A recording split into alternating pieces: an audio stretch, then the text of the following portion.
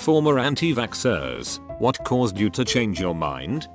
Not me, but my nonna. She's always been into oils, healing rocks, potatoes and socks, all that weird shit. When I was sick, she would give me a bath and run her hand right above my skin, from head to toe, to draw out the sickness. When my youngest cousin was born, she practically moved into my aunt's house and went everywhere with them. When she took him to get his shots, my nonna started fussing with the pediatrician and he just talked. All he did was explain shit to her, and she finally understood how batshit she sounded. She still firmly believes that my cat is gonna steal my firstborn's breath, but we're working on it. Edit. I never thought a little story about my nonna would get so much attention, LMAO. For those asking, she would cut a potato into slices and stick a slice in each of my socks when I was sick. In the morning they were supposed to be black, meaning they had drawn out whatever toxins were in my body. Your cat is gonna what? It's an old wives' tale. Cats like to snuggle warm things. Babies are warm and my size as a pillow. Imgur just sit on its chest with my face facing their face. Baby can't breathe with 2 kilograms weight on chest. Gets into trouble, dies because of cat. People think it's because kitty stole the breath out of them with their mouth, not because they're too heavy for baby's chest. Not me, but my cousin. She was extremely anti-vax for most of her life, and she refused to vaccinate her kids when they were born. Her second baby caught whooping cough, passed it to her first kid, and they both almost died. According to her, nearly losing her kids made her realize that she was an idiot for not vaccinating them. I am allergic to the vaccine for whooping cough and I caught it when I moved states. As a then 23-year-old man, I thought I was going to die from it. You don't just vaccinate to protect yourself, you do it to protect others. Edit for clarification. This link has pretty much all the info a lot of others were asking for.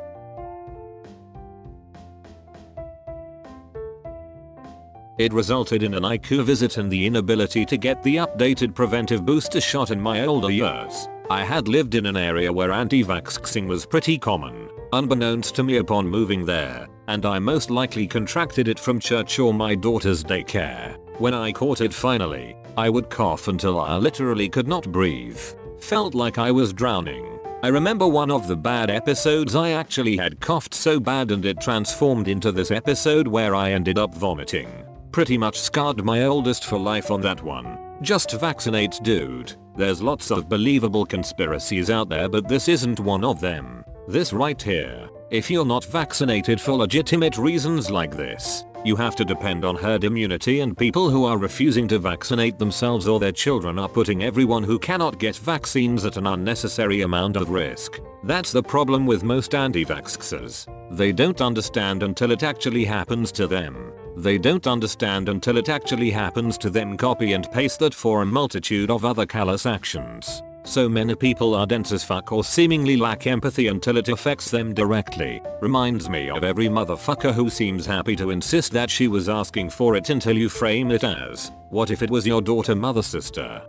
I realized my reasons for anti-vax were actually rooted in anxiety, the result of childhood trauma, and not because I was against vaccinating. The process started a little over a year ago. I just had my third, and I was homeschooling my eldest, kindergarten. The initial push to dealing with it was the regret of not being able to enroll my eldest in public school, and my newborn being at risk by having unvaccinated siblings. I took a hard look at my choices and why I hadn't vaccinated my first two, and every last one was because of fear and guilt. I found a rockstar pediatrician who didn't once judge me, and got all my kids caught up. I have 3 fantastic kids that are now fully vaccinated, and I am successfully on the road to recovery so I can be the best person I can be for my kids. They deserve it. I was a teenager and used to believe that if I got sick, my immune system would handle it and make me stronger. Like most youth, I believed I was invulnerable. I figured thousands of years of ancestors had survived without vaccines, and so could I. It was years before I realized that before vaccines, people didn't just heal the viruses away. Most of them died or were crippled by illness their whole lives. Edit. Surprisingly, I was a well-educated kid. I loved human biology and aced the test on the immune response. I still remember terms like macrophages and leukocytes. I knew how vaccines worked, yet despite this I had this flawed logic that if I got a full strength illness, I'd develop a full strength response. In my quest to grow stronger and find my limits, I would have dipped myself in every sickness known to man, giving myself a week or two to heal, until eventually I was immune to everything. God, I was dumb. My great-great-aunt got polio at the age of 16, about 1906, and was paralyzed from the waist down. She became wheelchair-bound, and wheelchairs back then looked like torture devices. She lived to 100 and died around 1990. I can't imagine 84 years of life in a wheelchair. She married, no kids, but how she kept her mind together I'll never know. It's amazing what polio can do to a body. My grandmother's aunt, so I guess my great-great-aunt not sure, had polio when she was a little girl. She was luckier than your aunt. She recovered enough to walk and have kids, but it did some serious lifelong damage to her body. She only reached 4 feet 6 inches in height and one of her legs was much smaller than the other. By much smaller I mean to get shoes she would buy 2 identical pairs, one to get her larger size left shoe and her smaller size right shoe. There was also about a 2-inch length difference in her legs, which obviously made her walk really oddly. She had this boot thing she could put her leg shoe in that would even out her height. If she was wearing a dress or going out in public she would wear that. Around the house though she wouldn't. My now wife was an anti-vaxxer. I generally go with what she says most of the time because I cannot be bothered to argue. However, when we were discussing getting married and having kids I was surprised at how strongly I felt about. I was prepared to walk away from the love of my life rather than not vaccinate. I gave all of the reasons. I'm from a third world country and she is European. I have seen too much shit from a lack of vaccination program to sit on the fence on this. She came around. When our first was born he was quite ill. I don't think we were in danger of losing him but just that tiny bit of danger reiterated the point of protecting them and others from illnesses. My wife is now more on top of the vaccination dates for our kids than I am. A friend of hers had a baby recently and expressed some anti-vaccination sentiments. My wife calmly told her that not only would she be putting her own kids in danger but that she would be weaponizing her child against others. Quite a turnaround. Interesting how a lot of the stories here are related to not knowing how deadly these diseases are. How many need to die for people to learn. I'll give you an historical one. In 1736 I lost one of my sons, a fine boy of 4 years old, by the smallpox, taken in the common way. I long regretted bitterly, and still regret that I had not given it to him by inoculation.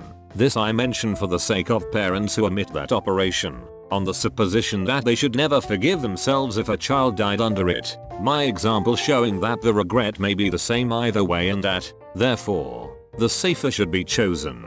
Benjamin Franklin.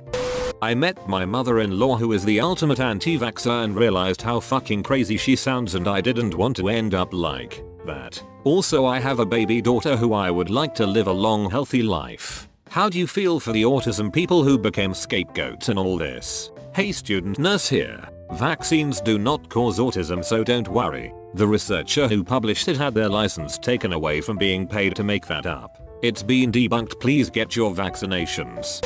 My mum told me last week when we were talking about a COVID-19 vaccine that she nearly didn't have my brother and I vaccinated. I was shocked, because she was a nurse for years and years, and she now stresses the importance of getting our yearly flu vaccinations and pushes my needle-phobic dad to get his. Basically, when she was doing her nurse training back in the early 70s, she did a few weeks on the only ward in the country at the time for people with profound and multiple disabilities, PMLD. The majority were born with PMLD or had them as a result of oxygen deprivation at birth, but she was told that a handful of them developed them following vaccine injury. Not sure if this is a medically accepted term but those are the words she used, from a single bad batch of vaccines for measles and rubella, I think. By the time my brother and I were born in 1988 and 1990, she was still affected by what she'd seen back in the 70s, and although she'd seen the progress in vaccinations and there were no more reports of these bad batches of vaccines,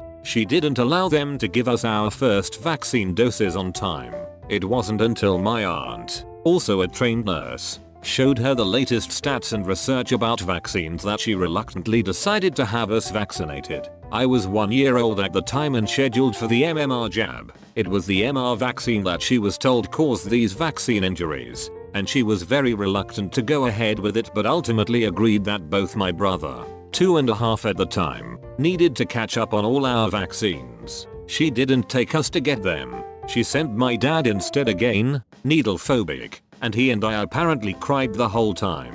She told me that she'd glad she decided for us to get the vaccines as we've been mostly healthy since then, and if it hadn't been for our aunt we might not have ever been vaccinated. Well, after years of deluding myself into the belief that vaccines were evil, I finally hit the wall. I learned more about vaccines and why they were really necessary. I think it was my fear of the unknown that prevented me from seeing that science saves lives. I had a really good teacher in that regard, and it ended up being a pretty great time in my life. I mean, on top of realizing that shots weren't bad things, I started getting an allowance and my 10th birthday party was fucking lit. This is brilliant.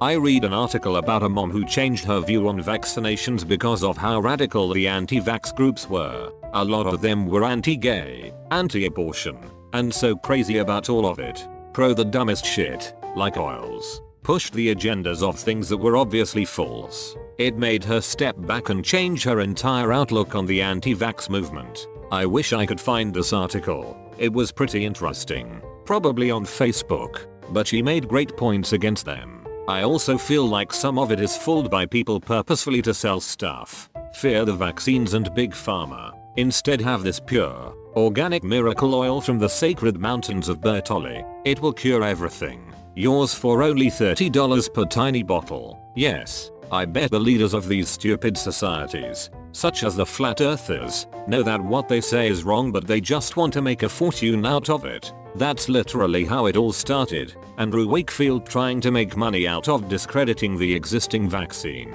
Words cannot describe how much I hate that man for the things he's done. Hey everyone, thanks for watching the video. If you liked what you just saw, remember to leave a like down at the bottom. Be sure to subscribe if you want to see a couple videos like this every single week, and I'll see you in the next one. Peace.